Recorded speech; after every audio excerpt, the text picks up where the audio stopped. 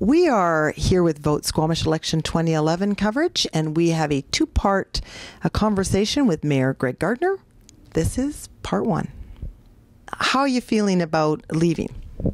How am I feeling about leaving the role of mayor in the community? Well, I think mixed emotions, I'm sure. I'm, first of all, very proud at what our council has accomplished. I think if you talk to anyone at the senior staff, they would say that we have accomplished amount of work that's probably equivalent to what many councils accomplish in multiple terms. So that's something I'm proud of.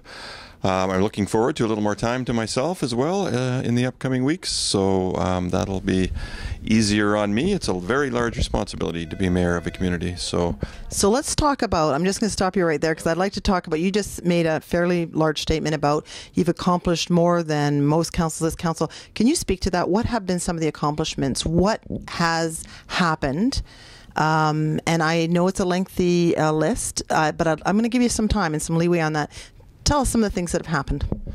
Well, if you reflect back 3 years, we came into this administration was elected in late 2008. It was the just after the largest economic downturn in probably 70 or 80 years, well, since the 30s. And we came into an organization that in many ways wasn't functioning as well as it should have. We also were elected at a time when we were in the middle of a QP dispute, a labor dispute that we were on the brink of labor action on. And we were a little over a year away from the 2010 Olympic Games, and there was a lot of work to be done on that. So what we did in those circumstances was dealt with all of those issues, but on top of that did a complete reorganization of the District of Squamish from the top down. Within the following year, we had a new Chief Administrative Officer, a complete new structure at the District of Squamish. So rather than having 11 or 12 people reporting to that individual, we had a much more streamlined organization with a core leadership team of 5 people, and had reorganized the departments. We'd also brought in some measures to bring accountability to how government runs, so we had some metrics in place. And all of this was done with complete transparency. We laid it out in a document called the Service Squamish Initiative, dealt with all of those things that I talked about, as well laid out the major projects that we were going to take on in our administration and put a timeline on them so the community could hold us responsible.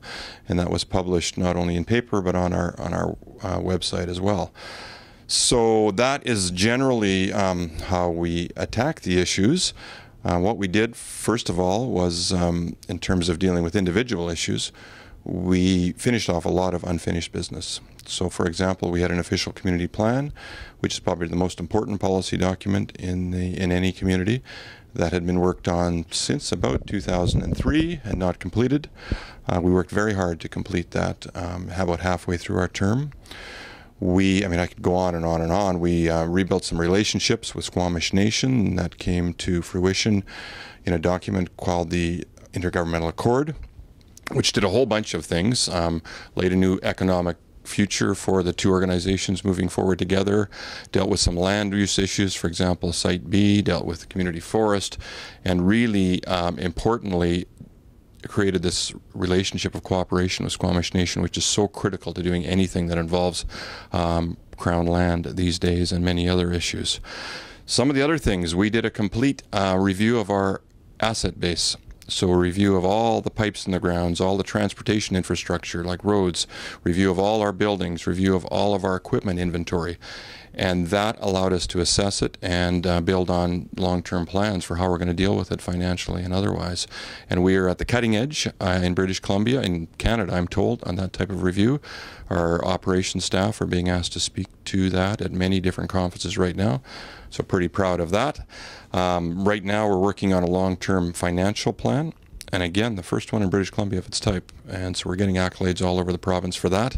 So what that does, and it's quite surprising to me that other municipalities haven't done this, but it talks about making a long-term plan about what our needs are, for example, to replace infrastructure, and determining how we're going to fund those needs, whether it's through building up reserves today or taking on debt or paying for them out of operational revenue, which is mainly property taxes. And it puts in place some guidelines for those decisions and how those decisions are going to be made. Now, in between those two things are hundreds of other things that we've accomplished.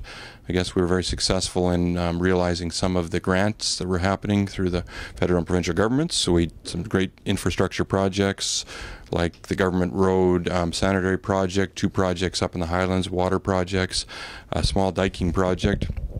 Oh, there's another one. We finally have allocated a significant amount of money, we as a community, to improving our flood protection infrastructure. We're spending about $1 million of our own money on dikes this year, 2011. We also were successful in a $1.8 million grant application for dredging for flood protection in our community. And we have, for the first time in decades, perhaps ever, I just don't know, allocated some money, a small amount, $30,000, to dike maintenance, which has been a long-standing need in our community. So I can go on and on and on. SODC sub-area plan, we're very, very proud of. We think we finally brought some consensus within the community to what the land use plan is on that property. And from my point of view, that's where the division in the community was. Some people, well, I think the original direction it was heading would have seen it be to the vast majority of the land going to residential uses, and some of us thought that a large proportion of it should be set aside for employment uses. So there's another significant accomplishment. Where do you want me to stop? Well, as you're talking, at any point, because it would be difficult to cut you when you keep talking. No, that's great, and I wanted you to do that. But as you're talking, I'm coming up with all kinds of things that I want to ask you and that I'm thinking about. For one thing, you didn't talk about the ocean front until you spoke for 10 minutes, or what felt like 10 minutes for me. Like, you spoke a long time, and I think a lot of people would say that would be our number one issue. And so you're kind of, you didn't see that as a number one issue. You're talking about things that you've accomplished that are a whole lot less sexy and a whole lot less controversial. I mean, so it's like you've put a different emphasis on this whole political thing. Can you speak to that a little bit? Well, absolutely. I mean, people get elected to govern. So I see a lot of emphasis in our society on campaigning, and politicians that campaign right through their term. The campaign is a short window, call it 6 weeks. You campaign to govern. And what is important and what you shouldn't judge politicians on, I think, is what they do while they're governing. And I think where some politicians get themselves into trouble, or maybe they don't, maybe it is successful strategy, but I don't think it leads to good decision making.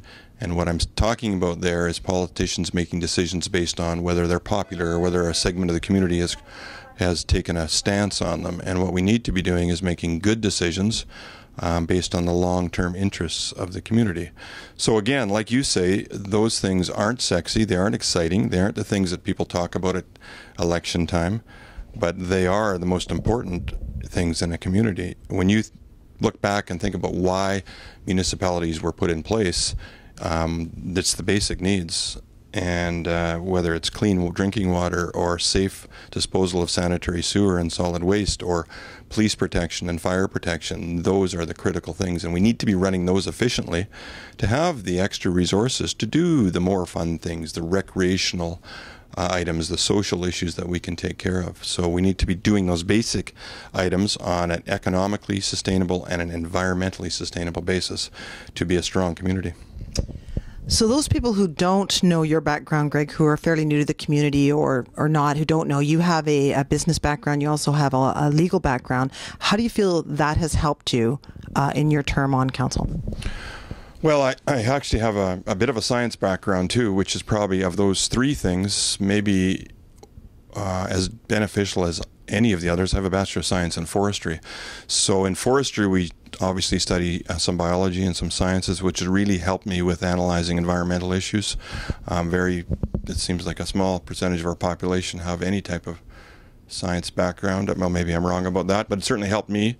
And in forestry, we also talk about sustainability a lot. In forest harvesting, we talk about it, for example, in crop rotations and harvesting, so that helped me as well. The legal background, I practiced law for 7 years, didn't help me so much in the actual knowledge of the law, and people like myself, retired lawyers, need to be careful because the law changes all the time. What it did do for me, so when we have a legal issue, we always go to professional legal advice. What it did help me with was procedural fairness and I think that helped in my role as chairman of the council and in that aspect of being a mayor. I think it helped me make sure that council had adequate information and had adequate time for rational debate, and that led to good decision making. So that probably helped me a little bit. The business background was helpful as well. I think what sometimes is lost is that council leads, in our municipality, a 150-person organization. And in some senses, it's a much more difficult organization to lead than a business enterprise, because in business enterprises, you always have this regulating factor, which is the profit motivation. I mean, you know when you're winning or losing by looking at your financial statement. In government, it's more difficult. So you have to put objective metrics in place so you can determine how you're doing against how you did last year, how you're doing against other municipalities. And as I already referred to that, we did that in the Service Squamish initiative. So leading an organization, business or governmental or charitable, is certainly an asset for a politician or a mayor. Okay, and again, so as you're speaking, every time I'm hearing you talk, I can think of 5 more questions that I'd like to ask you. You are competitive by nature, and I think when you said you know when you're winning, so is winning important to you? Because you just talked about campaigning not being important to you. So is winning important to you? What is winning in your view in government, and did you win?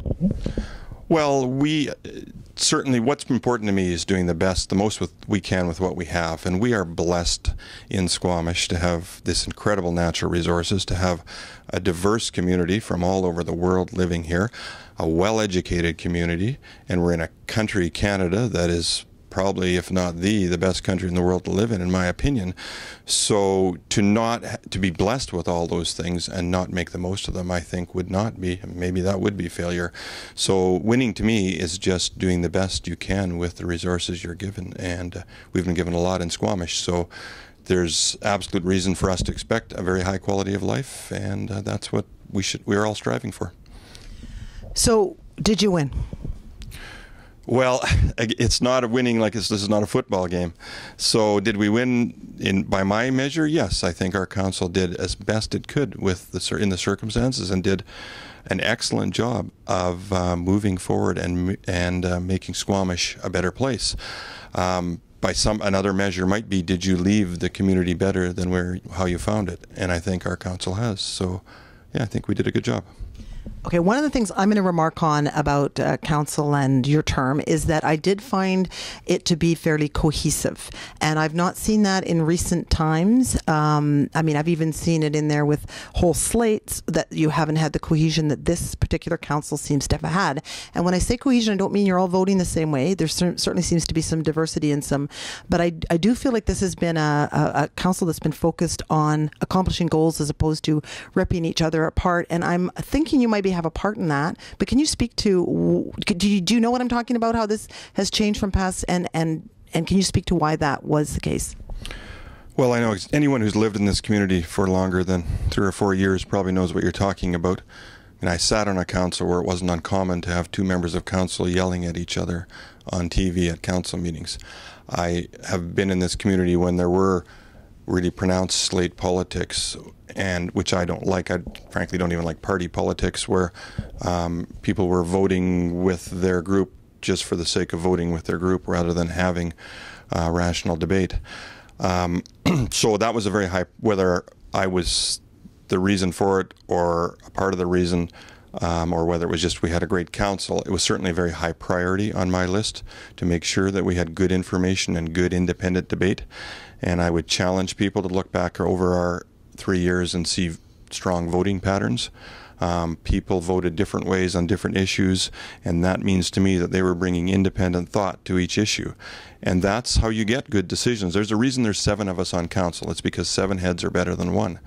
And we need all 7 people thinking independently and then voting with what they thought was the right answer on that issue. But also important to that whole process is once you do vote, whether you're in the majority or the minority, you respect the majority's decision and move on. And for the most part, we did that as well. And that allowed us to move on to the next piece of business and keep moving forward. And that's how we got as much work done as we did. Mm-hmm. You've just seen part 1 of a conversation with Mayor Greg Gardner. Please stay tuned right here for part 2 of that 2-part series.